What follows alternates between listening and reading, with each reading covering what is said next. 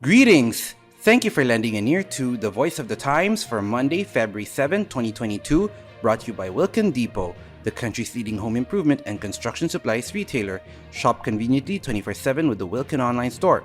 Just go to shop.wilkin.com.ph. For today's editorial, vaccination policies need to be grounded in science. Public policy, as well as personal views on COVID-19 vaccines, should be based on science. Recently, a couple of parents sought relief from the Supreme Court against vaccinating minors, and now political lines are being drawn as some Metro Manila mayors have issued statements challenging mandatory inoculations. In the end, we hope that legal and political views will not prevail over expert medical opinion that is based on peer-reviewed data. Concerns over mandatory vaccinations came on the eve of the government's rollout of COVID-19 inoculations of children between 5 and 11 years old. Some parents are troubled by a Department of Health memorandum claiming that the government can ignore the refusal of parents to give their consent if the child says that he or she is willing to get a COVID-19 shot. The Supreme Court should rule on this soon.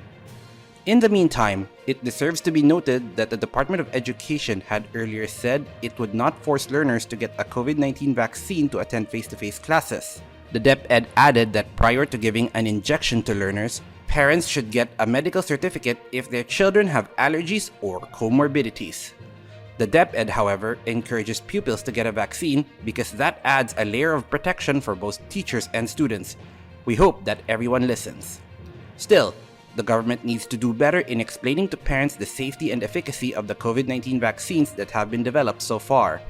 The authorities need to allay the concerns of those hesitating because of the emergency use authorization, which may be perceived as merely preliminary and false information from some doctors and politicians who offer opinions based on anecdotal data or baseless conspiracy theories.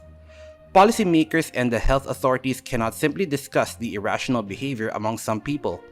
The first step in finding a solution is to understand the problem, which may be related to the lingering fears of vaccines spawned by the Dengvaxia controversy. To settle some minds, COVID-19 vaccines are nothing like Dengvaxia, which was hastily administered to children to protect them against dengue. Some 800,000 children were injected with Dengvaxia during the previous administration, but a study by the vaccine manufacturer, Sanofi, revealed that about 100,000 of them should not have been given an injection of the vaccine based on the revised recommendations of the World Health Organization. The Public Attorney's Office is investigating about 600 deaths it suspects may have been caused by Dengvaxia. PAO, which went out of its way to declare that it was not anti-vaccine, represents those challenging the mandatory vaccination statement. Dengvaxia may have harmed more than those who got it. One study reported that confidence in all vaccines fell from 82% in 2015 to 21% in 2018. During the same period, the number of parents who strongly believe that vaccines are important dropped from 93% to 32%. In other words, Dengvaxia undermined the entire inoculation regimen for Filipino children. Not even the established vaccines were spared from suspicion. The COVID-19 vaccines may have a short history, but they do have a record. Parents and other skeptics should realize that COVID-19 vaccines have been studied and reviewed perhaps more than any other vaccine in the modern era because of the pandemic.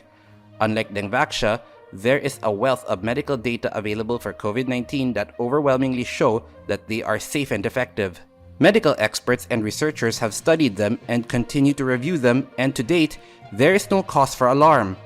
Besides, millions of children worldwide have already been vaccinated against COVID-19, and if there is any reason to be concerned, the public should know by now. Furthermore, seeing is believing. With so many adults receiving COVID-19 vaccines and showing no harmful side effects, vaccine hesitancy among Filipinos has plummeted. Concerned parents need only to look around the world for some reassurance. They will hopefully notice that there is no parallel or similarities between Dengvaxia and COVID-19 vaccines. Then again, mandates may not be the best course of action against irrational behavior. And that's the editorial for Monday, February 7, 2022. For more news and information, get a copy of the Manila Times on print, subscribe to its digital edition, or log on to www.manilatimes.net. Follow us on Twitter, Facebook, or Instagram, and listen to the Voice of the Times.